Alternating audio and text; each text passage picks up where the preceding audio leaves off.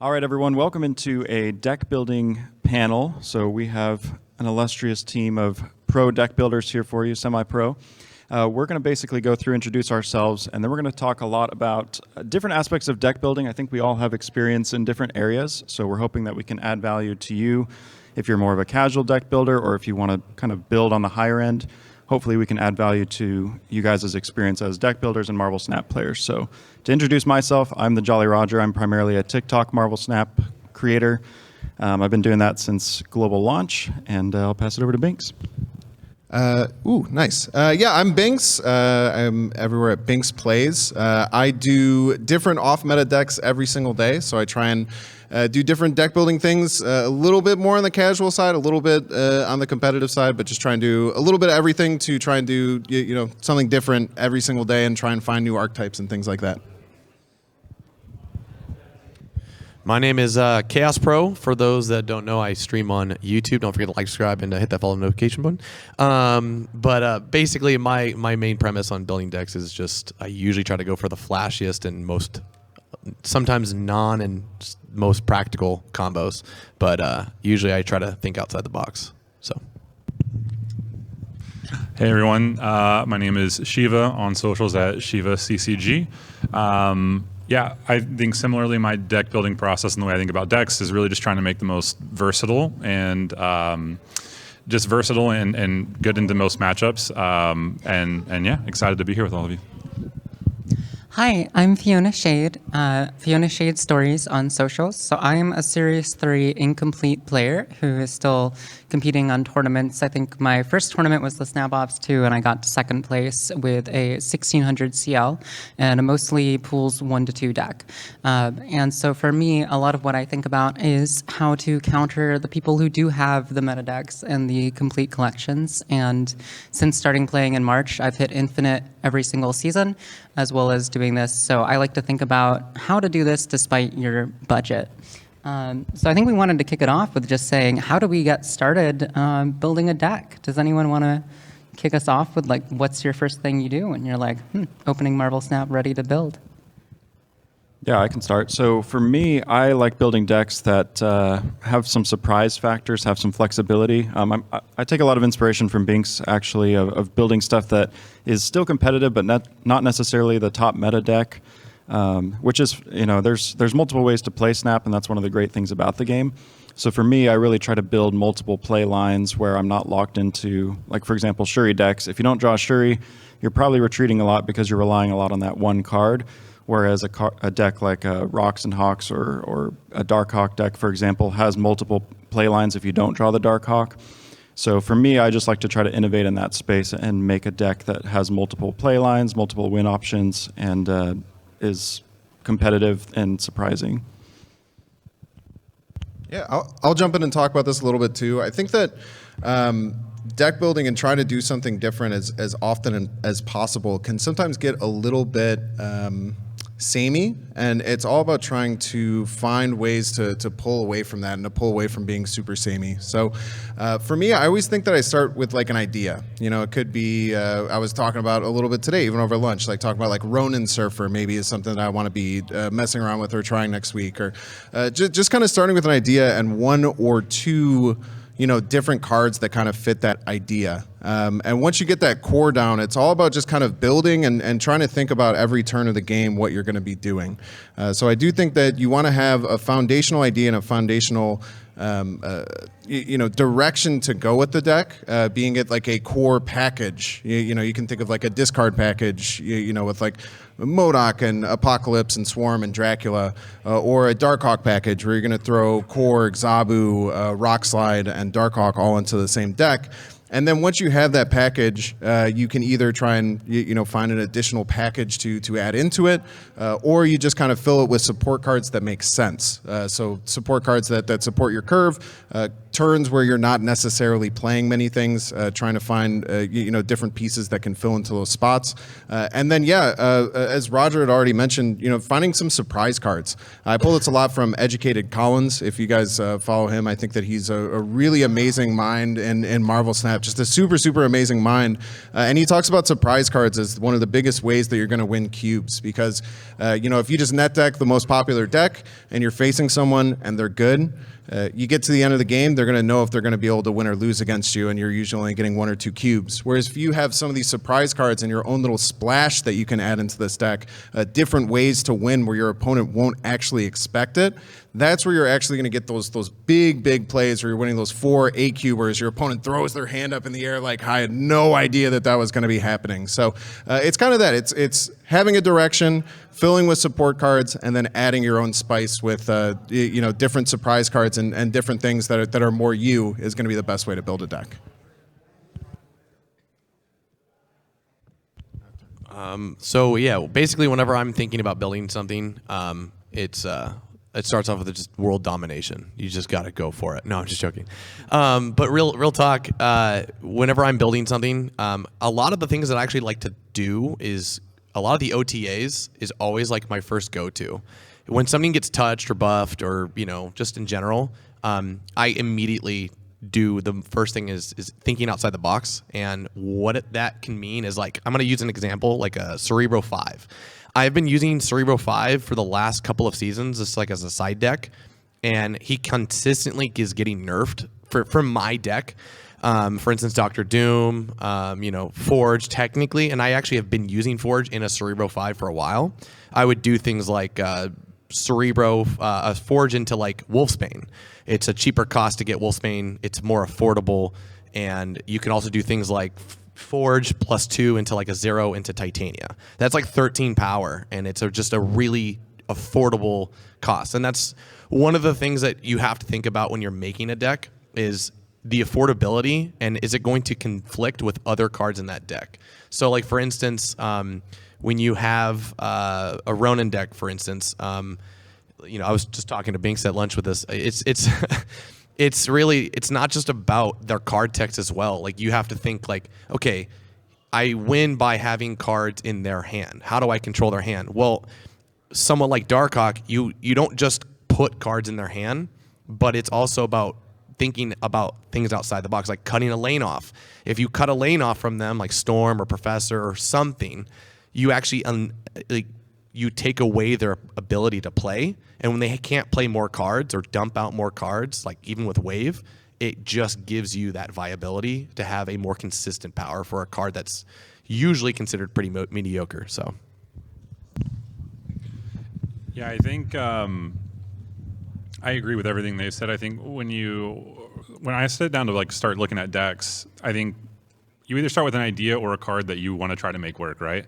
And then what you want to do is all the best decks accomplish 2 things, right? Progressing your game plan and interrupting your opponent's game plan, right? Like if you can accomplish those 2 things in a deck, it's probably a pretty good deck. And so like the perfect example, it's been mentioned a few times, is like Darkhawk, right? Like Korg does both of those things. It disrupts your opponent's draw, but also pumps up your Darkhawk. So it's accomplishing both progressing your gameplay and inhibiting your opponents. And then something being said that I agree with is just like thinking about play patterns and what's the most optimal turn 1 through 6 for this deck. But then if I don't draw, like for example, the Shuri, right? Like what's my backup plan? And if you have a good backup plan that still progresses your game plan forward, like you have multiple play like lines you can take, right? One of the decks that I played last season was Thanos Lockdown, and it was one of my favorite decks that I've played because of how versatile the deck was, right? Like you could play Time Stone on turn 3 for like a Professor X on turn 4, and then you have an early Lockdown. But if you don't have that, your game plan's not ruined, right? Because you can still Storm on 3 instead of Time Stone on 3, right? So you have different play patterns based on like what you're playing against. And what you draw, right?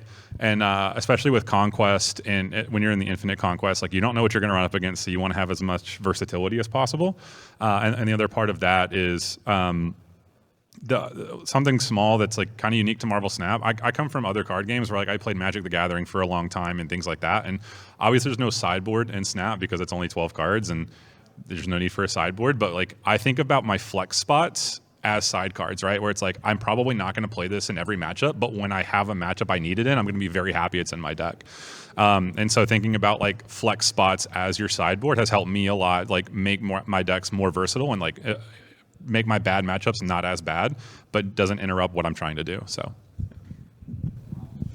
I agree with that. I also think about usually 2 cards as a sideboard within this. I've also come from Marvel Snap. And to touch on something else that was said, I feel like, well, another thing I feel like is I don't have a lot of the times the cards to make one big theme. So if I'm missing Venom and Null, for example, or I'm missing like MODOK and I'm missing several of these discard cards, then for me, it's much less viable to build one big theme, and making the multiple smaller cores is much more viable. And I think we've all kind of talked about how we prefer to have multiple lines, and it reminds me of in Magic how you want to have multiple combos to try to get off. And for me, I also tend to think about, I prefer thinking about, so I come from Penny Dreadful, which is a kind of Magic where what you play in the first 2-3 turns really determines the game. And I often think about that in my decks as well, because people start locking down lanes on turns 3 and 4. And so a lot of the time I think, how am I going to have an early play around? And then another question that I get sometimes is like, when do you decide to build a question deck versus an answer deck? And for me, if you look at the top meta and you can build that deck, and like it was said earlier, if you just build the top meta deck, you net deck it, you don't have any surprise, everybody's going to know how to deal with that. And if you're in a mirror matchup, it winds up feeling like a 50-50. So oftentimes the best decks are the almost meta deck with this way to beat the mirror flexed into it. So I often think about that. And then another thing which was mentioned was once the OTA comes out, you touch that immediately. And a really good example was like Alphos's Surfer Patriot deck recently, which just used Forge to become incredibly high-powered. And especially for the first few days, I won every single game I played with it for over a 2-day period, I think, because nobody was expecting it right after that. So also, if you're looking to go up on Infinite, I really like using days like when Shuri's Lab happened recently. I ran a Thanos bounce deck that day with an 85% win rate, and normally it only gets me about a 60% win rate. But I really like to say, like, there's this location that's happening. How can I capitalize on it in a unique and unexpected way? And so combining something like Thanos and bounce were these 2 very different cores, but they both took advantage of Shuri's Lab. So that's my initial thought. Mm-hmm. I want to kind of pose this question to you guys, and we can kind of go down the line, but what would be, I guess, your biggest tip that you would give someone from your own experience about maybe someone who either wants to take their deck building to a next level or someone who either wants to get started in it? I mean, we have websites with decks, and you can see the top players, they win with these decks, and there's nothing wrong with grabbing that deck and playing it, but I just kind of want to get you guys' take on what's your, I guess, what tip would you give to someone who either wants to maybe try innovating on their own a little bit or maybe try innovating with stuff that's succeeding out there? Yeah, I think that's a good question. I get asked this a lot on my stream and everything like that. Really, it comes down to practice. Pre-Marvel Snap, I didn't play too many other card games. I played a little bit of Hearthstone, and I would always net deck in Hearthstone. I would just take other decks, and maybe I would add 1 or 2 cards here. And the reason I really started deck building crazy in Marvel Snap is to stop myself from getting fatigued and burnt out. I didn't become a deck builder because I like deck building. I became a deck builder because I didn't like doing the same thing every single day. Sitting down and doing the same deck over and over again. Some people really, really enjoy that. For me, I would want to put down the game after a month if I was only doing that. So I kind of did it out of necessity for myself and my enjoyment of the game. The biggest thing that I would say is it's all about putting in reps and practicing. So it's really easy to start. If you're someone who just net decks every single time, you shouldn't feel bad about that because that's what a lot of people do. Like I said, I used to. But every time you find a net deck, you can try it a couple of times on Ladder or Conquest and then say, what is one card I can change? What is one card that other people are doing that maybe I don't really like when I play this? I don't really enjoy utilizing this card. And then we swap just one card out for a different card. And then the deck will feel so much more your own, and you'd be really surprised. With Marvel Snap, there's only 12 cards. You're drawing you're drawing each individual card 75% a game. So every single change that you make has a huge impact. So I think it all just comes down to practice and changing one card. And I think that what that'll do is a couple of different things. Like I mentioned before, it'll give you a surprise factor of not having the exact same deck list that someone's going to expect from you. It helps you grow your deck building and helps you just get those practices in of like saying like, okay, now that I'm playing this deck, this different card that's in here, how is this affecting my gameplay pattern? And it'll just like kind of like push you to get more enjoyment and feel more ownness of your deck, because that when you win, because that card that you added wins you a game, it's going to feel amazing, and you're going to get these really, really great feelings from changing it, and it's going to really change how you think about the game. So I actually come from I'm actually not like a card game player. I like played Yu-Gi-Oh when I was like a kid, and I was like good at it because I had like the best cards during a time where like internet was not a thing. So like when it came to building the deck and understanding that, like that kind of came to me. Then I went on to like do like professional Halo and other things. And one thing I learned was that in order to win, you have to like create your meta. Like you have to be the leader. You can't be the follower. Now, following certain decks is still okay. There's nothing wrong with it, like he said. But at the same time, like if you really want to have that surprise factor, if you want to be like the better of the players that you're going against, like if you are creating your own, if you're really building something that like you take your time, like my biggest advice is like be the meta, don't follow the meta. And sometimes it doesn't work out, and that's why you just got to keep going back to the drawing board. One thing that I can say mostly is that read cards, and then think about their entire effect, even when it doesn't say that that's their effect. Like you just have to think about, like for the longest time when I first started playing, I'm like, why is everyone playing Dino? Like this, why are they playing White Queen? Like I don't understand it. Like that's not a good stat line. And then I realized, oh, it's putting cards back in the hand, and that's when it like blew in my mind. Like, oh, I can't think of it like one-dimensional. You need to think about cards so much more than what they're actually reading, but still read all the cards, learn what's out there. Play as much as you can, experience. And like for me, I'm like a heavy snapper because I just know what is out there and I know what to anticipate. And it's like, if you are gonna give me a curveball, you're gonna take my cubes. But for the most part, if you're just net decking and like you're taking like the best tournament decks and just trying to go with that, it'll get you so far. But the person that's really, setting the pace, this guy, you're gonna do a lot better. So. Yeah, I would say my piece of advice for anyone that's like getting into deck building or wants to get better at deck building is one, let's like start small, right? So take a net deck and tweak it, right? Like change one or two cards. Like how is this deck the least efficient, and can you make it more efficient with other cards? I guarantee you, like the meta's not solved, right? There's no one deck out there that's like this is the absolute most refined version of the deck. Very few of those are out there, right? And like one small thing, like I like what ChaosPro said, right? Like be the meta, because I don't know if you guys remember when Leech used to be on reveal, and it was that way for a really long time until someone had the idea of like, hey, what if we put Lockjaw and Wasp on the field and then leech them on turn 3? It was oppressive, right? It changed the meta entirely, and now Leech got changed because of that, right? So take a net deck and then just like tweak it, and that's a great way to start deck building, because once you get good at tweaking decks, it's then easier to say, okay, like how do we take that process one step further back and then like make a deck from there. And also just don't get attached to your decks. Like your first deck's not going to be good. Like don't try to make it work. Like just if it's bad, like acknowledge it and then just like change it, right? Always like test your decks and figure out, okay, what works really well that I can like keep and double down on, and where is it really weak, and how can I strengthen that weakness? And I think those are great ways to start getting into the deck building process. Yeah, and I 100% agree with that. I call it the rule of 3, where if I net deck something, I'll play 3 games with it, and even usually in ladder or proving grounds specifically, and then I will at that point say, okay, I'm going to change 1 or 2 cards, and then I'm going to see how it is. And if I change 2, then I do it again, and then I only change 1. And I do that a few times because I find that you really need to play a few different matchups to begin to understand how it works. Whoops.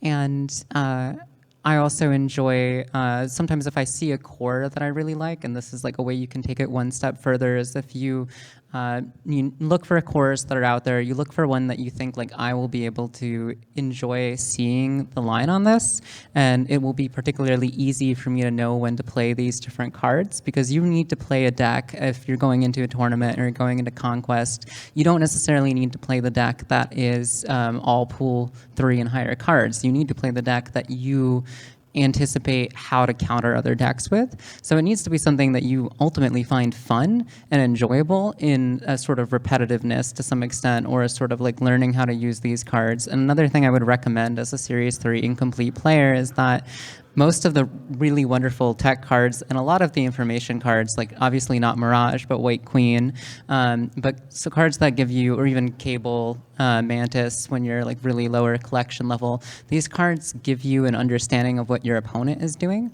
And so if you can level up your gameplay through getting better at understanding deck building, like decks that you don't have, and then how to counter them, and then also Shang-Chi and Killmonger, and Enchantress are all cards which, as like earlier person, are very easy to say, like, you know, why is this deck not running these tech cards, and could a tech card fit in here, and how would that help? How would a specific tech card help against the matchups that are particularly popular that I'm probably going to see at some point in this Conquest run or in this tournament, which my deck just doesn't normally go against.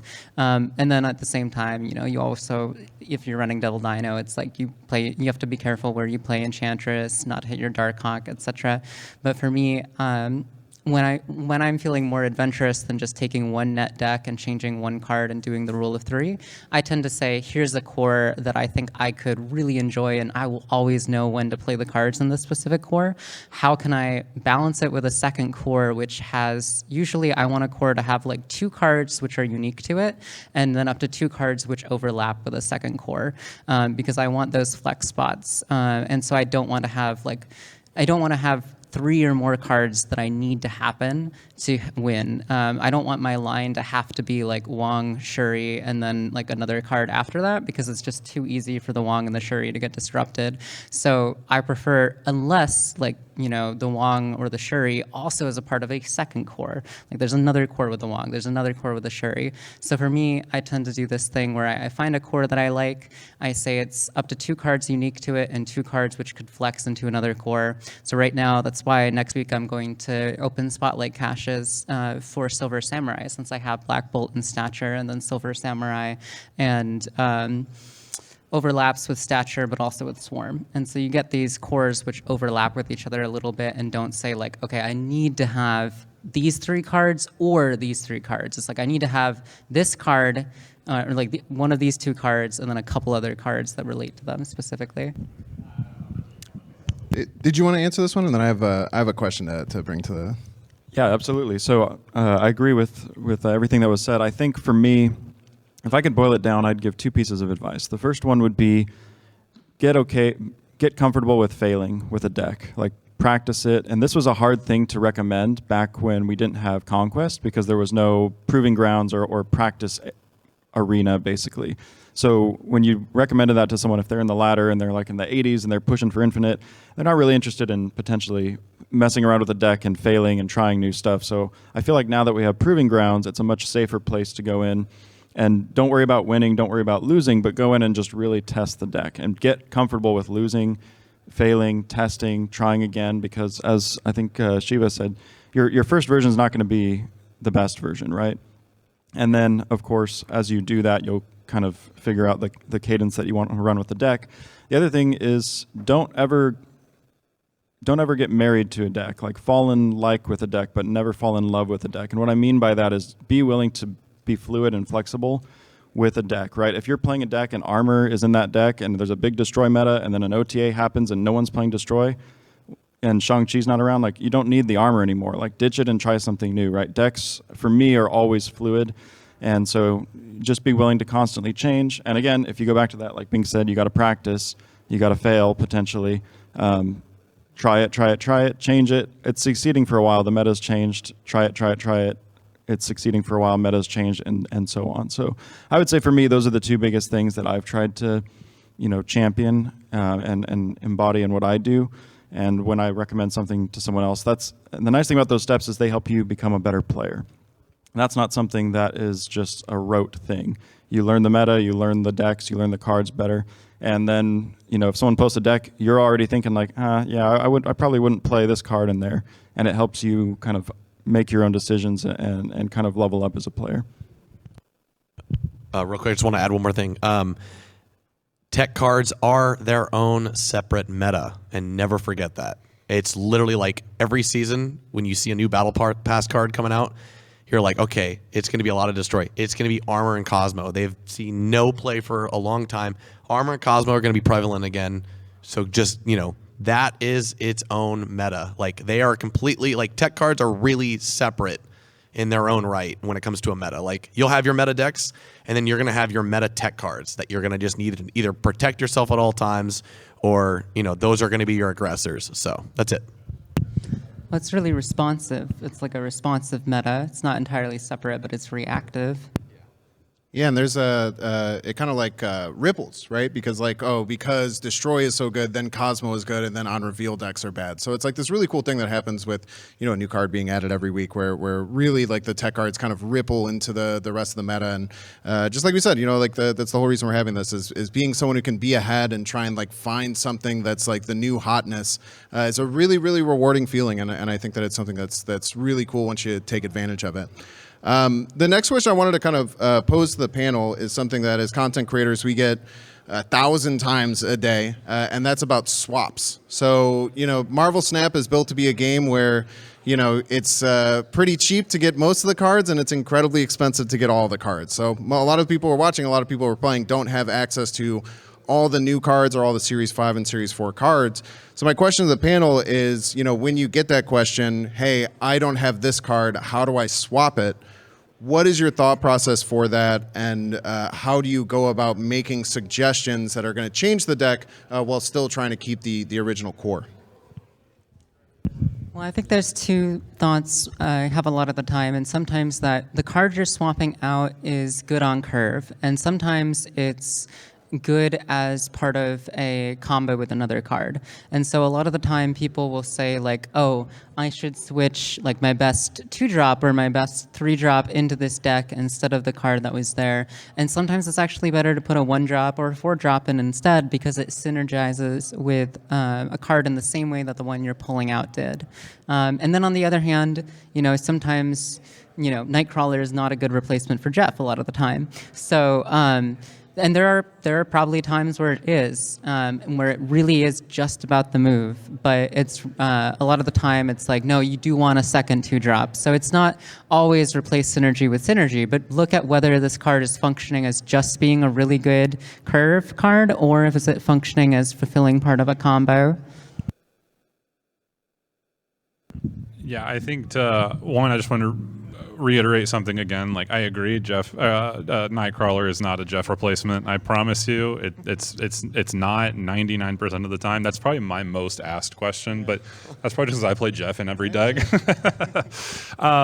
Yeah, I agree. Right? It's like, okay, if you don't have a card, I think there's two questions to ask. Like, one, is it necessary for the deck? Right? Like, there are some cards that are just built around cards. Like, you can't play a Galactus deck if you don't have Galactus, right? And so, like, is it absolutely necessary for the deck? And if it is, then, like, I mean, there's not much you can do. You can try.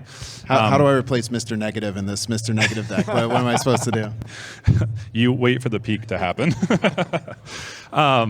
No, I think so. Like, that's the number one question. Is like, okay, is it like a core card of the deck that you need? And if not, then it's like, exactly, right? Is it the curve you're trying to replace? Is it a 2-drop that you need in this spot, right? Or if you don't have a certain, like, is it the curve that you're trying to maintain? Like, for a play pattern to make sense, I need a 3-drop here, and so like I need to replace another 3-drop.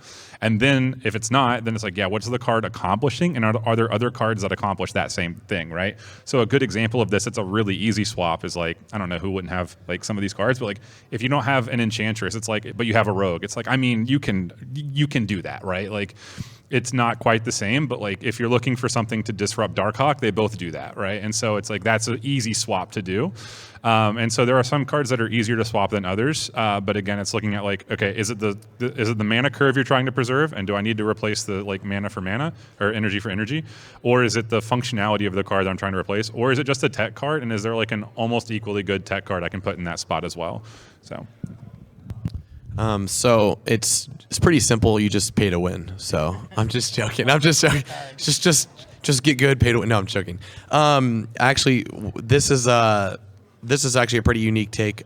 When replacing cards, it is something that I'm like asked all the time. It's usually always the question, how do I replace Jeff? Well, I am that Nightcrawler guy. I'm sorry, but it's only specific to say. He makes a good point though. You know, when you are replacing cards, is it a key component to that deck? And if it is, then like, yeah, you have a lot more questions to ask yourself. But if it's not a key component, and like I'll use it for example, Spider Ham. Like people always ask, like, well, how do I replace Spider Ham? I'm free to play. It's like that's fine. Usually I just go towards like Iceman. It's like he does somewhat of the same purpose, or even Baron Mordo. You know, more or less, it's kind of the same thing. But you know, I wouldn't recommend Baron Mordo. Iceman is probably better. But you just have to ask yourself, like, is this a key component? Like, if I'm running a Dino deck and I have Spider Ham in there, you know, and you see that and you're like, how do I replace that? It's like, well, you just have to read the cards, know what's out there. I actually ran into this recently with my Cerebro 3 deck, like I was talking about earlier. Forge got taken out. Basically, he's now still in it, but I took a lot of cards out and replaced it with a lot of new cards. And not Forge. I replaced Legion in a Cerebro 3 deck. And people were like, that doesn't make any sense. It's like, well, actually, you have a lot of tools to, you know, I took out America Chavez. I know it's controversial, guys. I'm sorry. But it helps. I took out Luke Cage and I put in a Legion. And I took out America Chavez and I put some else. But for the most part, it's like you have Bass, you have Valkyrie. These cards, Legion somewhat can do the same thing that a Luke Cage does. And it's like you just have to think what cards are relative to that same card. So. And you also have to remember with the Spider-Ham example that sometimes cards have nuances. So like Iceman and Spider-Ham both disrupt what they're doing. Like we were talking about, that's one of the two things you're doing. But Iceman doesn't give you information about their hand, whereas Spider-Ham does. So like in a Dino deck, it's like, you know, maybe White Queen, because it adds to your hand and it tells you what they're going to do on turn 6. So Spider-Ham or Mirage, Spider-Ham, Mirage, White Queen, they're all about countering what your opponent is doing with info as well as that. So sometimes that's like not the essential part. Sometimes the essential part is slowing it down, but sometimes a card serves multiple purposes. So if you're going to replace it, you might actually want to tweak other cards as well so that you replace that same purpose, whether it's information gathering or disruption or both. Yeah, a lot of great answers. And the biggest thing I would say, if you're ever in a Twitch chat and you're asking for a sub, the best thing that you could ever do for the person, and it's going to help you as well, is say, hey, is it okay if I replace this with this? Not saying what does replace this, because it gives them kind of a starting point to answer your question. And also, again, like we were talking about, it gets that rep in your head of thinking of a card to replace it and then getting some feedback about it, which will in general be really good. And it also solves the question of, okay, we'll replace it with this card. I also don't have this card. It's like, okay, well, I don't know what your collection is. So I agree, Binks. It's like, is it okay to replace this with this? It's much easier for us to answer than like just giving you a card that you may also not have. Just pay to win. Be a whale. So to wrap us up, because we are at time, just to echo what Bing said, I usually recommend when someone asks me that question, I say, well, what do you think? And that's usually my rebuttal. And then once I get an answer, I'm like, well, there you go. You know, so again, for me, like I like to promote, you know, thinking, trying to forward think. I like his suggestion of, does this work as a replacement because it's specific, instead of just asking an open-ended question. But I found that when I've given that answer, a couple people have come back to me and been like, hey, I tried this and it works really well. And it's like, awesome, like, you know, keep going. And then that just empowers you to keep making those decisions, right? Like as content creators, you know, we have the most visibility, but we don't know everything, right? There's probably someone living in a basement somewhere that has the best deck in Marvel Snap, but nobody knows because they're not on Twitch. So, you know, you can potentially make the best deck or make the best sub or the best tech. You may not have a ton of visibility potentially, but that doesn't mean that you can't make your own decisions. So we really appreciate you guys coming out, you know, tuning in for this. We appreciate all of our panelists for their feedback, their expertise. And we will be taking a short break, and we will be right back with some shenanigans.